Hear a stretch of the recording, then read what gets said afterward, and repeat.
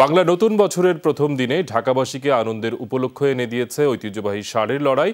জেলা ও বিভাগীয় ক্রীড়া সংগঠক ও কান্ট্রি গেমস অ্যাসোসিয়েশনের আয়োজনে এই লড়াই দেখে উচ্ছ্বসিত রাজধানীবাসী।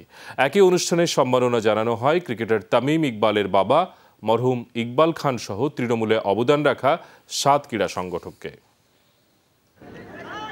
চট্টগ্রামের বলি খেলা, ঐতিহ্যবাহী লাঠি খেলা ও মোরগ লড়াইয়ের পর এবার পল্টন মাঠে অনুষ্ঠিত হলো ষাঁড়ের লড়াই। বাংলাদেশ জেলা ও বিভাগীয় ক্রীড়া সংগঠক পরিষদ ও কান্ট্রি গেমস অ্যাসোসিয়েশনের আয়োজনে ঐতিহ্যবাহী এই লড়াই দেখতে হাজির ঢাকাবাসী, যেখানে ব্ল্যাক ফাইটারকে হারিয়ে চ্যাম্পিয়ন হয়েছে যশোরের কালোচিতা। বাংলা নতুন বছরের প্রথম দিনে এমন গ্রামীণ ক্রীড়া উৎসব পেয়ে উচ্ছ্বসিত ঢাকাবাসী। গ্রামে দেখছি, কিন্তু ঢাকায় অনুভব করি না যে এরকম হবে একটা খেলা।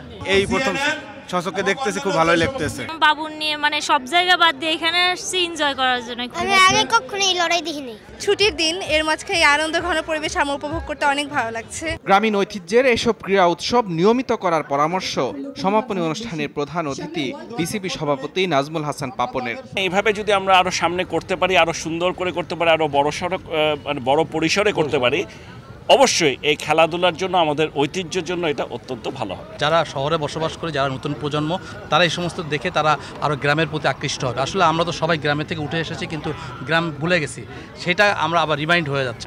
আগামী বছর ইনশাল্লাহ আমরা এটা আরও যথেষ্ট সময় নিয়ে আরও পরিকল্পিতভাবে এবং গোছালোভাবে করব।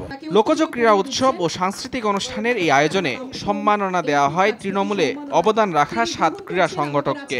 উনি মারা গেছে, 20 বছর হয়ে গেছে, পরে জিনিসটা সম্মান পাইছে, তা আমি রিয়েলি ভেরি হ্যাপি। মাননীয় প্রধানমন্ত্রীকে কৃতজ্ঞতা জানাই। আজকে যদি বঙ্গমাতা ফুটবল টুর্নামেন্ট শুরু না হতো, আজকে নারীদের ফুটবল খেলা এত এবং বিশ্বে এত সুনাম বয়ে নিয়ে আসতে পারতো না। এরপর পুঁথিপাঠ, গম্ভীরা ও লালন গীতি দিয়ে শেষ হয় লোকজ ক্রীড়া উৎসব ও সাংস্কৃতিক অনুষ্ঠানের এবারের আসর।